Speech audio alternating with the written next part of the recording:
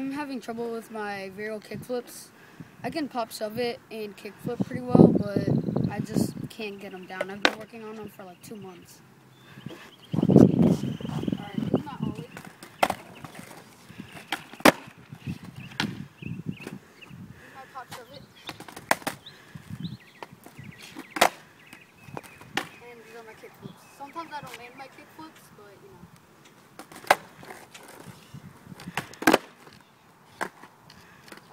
I'm gonna do it again. Now.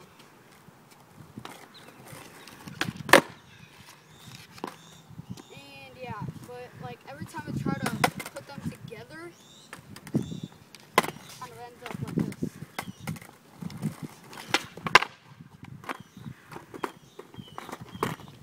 So if you can help me, that would be so great. Alright, thanks.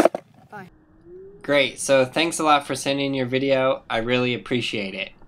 The thing about learning the pop shove it and then the kickflip in order to do the varial flip is that you have to put those tricks together to do the varial flip. So let's look at your back foot on your shove it. You shove it back just nice enough and you leave your front foot on. You could actually work a little bit more on your shove it just to be able to pop them a little better.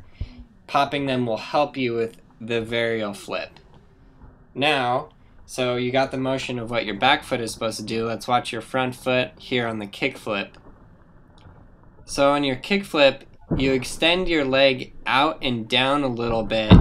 You still are able to bring your foot back up above the board and you can still land a kick flip that way. But when you try and do that together with the varial flip, it might just cause you some problems. But here's what I wanted to point out is that when you go to do the varial flip, you don't do the same motion with your back or your front foot. You completely changed it and you just kind of kicked really hard with your front foot and the board just flew away from you. You only gave me one example or one try on the varial flip, so I don't know if that's how all of them look. But yeah, that's basically what you're doing.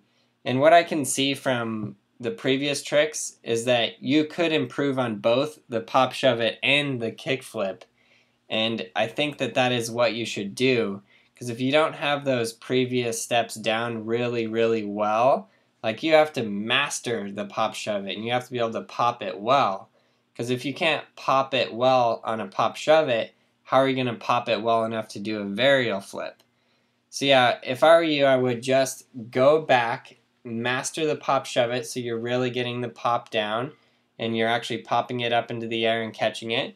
Like your shove it was good and your kickflip was also good, but it's not quite good enough to put them both together to do the varial flip. So when you are ready to do the varial flip, what I suggest for you to do is to practice flipping it and stepping off with your back foot and landing just with your front foot. So you're going to have to get your front foot used to being there and catching the board. On your kickflip, your back foot caught the board really nice, so I don't think you have any problem with that. But again, you have to do the same motion that you do with the pop shove it with your back foot to do the varial flip, and you have to do the same motion that you do with the kickflip to do the varial flip. So you have to combine what your back foot does in the shove and what your front foot does on the kickflip to do the varial flip. So if you don't have those previous tricks fully mastered, it's just going to be too difficult. The reason I set this up is to handle this exact problem for people learning the basics of skateboarding. I don't know if you learned all of these tricks: ollie, frontside 180, backside 180, shove, front shove, then heel flip, then kick flip. If you didn't, it would be a good idea for you to run through the whole lineup. Skateboarding Made Simple takes you through this whole lineup and it breaks down every single trick into super detailed steps that give you parts to practice so you're never going to be stuck. That's the whole point of the video, and the whole basis of that video is just like you showed in this skate support right here, that you have to have the previous tricks mastered in order to go up to the next level.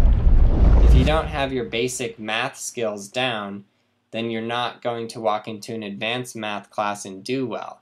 It's just too hard.